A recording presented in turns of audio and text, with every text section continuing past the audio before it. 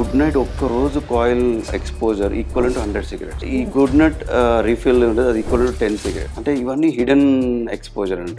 Apartment culture 24 hours on అనుకుంటున్నారు. అంటే ఏముందులే మళ్ళీ ఆన్ ఆఫ్ ఎందుకులే, అది ఆన్ చేసి పెడదాం 24 hours కవరేజ్ అవుతుంది లాగా అన్నట్టుగా. అండ్ ప్రాపర్ వెంటిలేషన్ లేదు ఇప్పుడు. అంతా ఏంటిది క్లోజ్డ్ అపార్ట్మెంట్ కల్చర్. ఇలాంటి అన్ని ఫ్యాక్టర్స్ వల్ల ఏమైతుందంటే డే బై డే ఇలాంటివన్నీ ఫ్యాక్టర్స్ విల్ ప్లే రోల్ అన్నట్టు. Outdoor pollution especially car vehicles నుంచి వచ్చే ఫ్యూయల్, గ్యాస్ ఎక్స్పోజర్, వీటి వల్ల వచ్చే పార్టికల్స్ వల్ల కూడా ఎంత మాస్క్ పెట్టుకున్నా this not a protective, but expose అవుతుండే. అంటే ఇట్స్ క్రానిక్ స్లో పాయిజన్ అన్నట్టు. అన్ని ఎక్స్పోజర్ వల్ల ఏమవుతుందంటే డెఫినెట్ గా the disease burden is increase. చాలా మంది ఏమంటే నేను స్మోకింగ్ చేయట్లేదు, నాకు సిఓపిడి రాదు. ఇప్పుడు ఒక పేషెంట్ నేను సిఓపిడి ఉంది అని అనుకోండి, సార్ నేను స్మోకింగే చేయను అంటారు. ఫిమేల్స్ లో చాలా మంది స్మోకింగ్ రిలేటెడ్ డిజార్డర్స్ ఉంటాయి, ఈవెన్ లంగ్ క్యాన్సర్స్ కూడా పెరుగుతాయి. ఎందుకు? Passive smoking.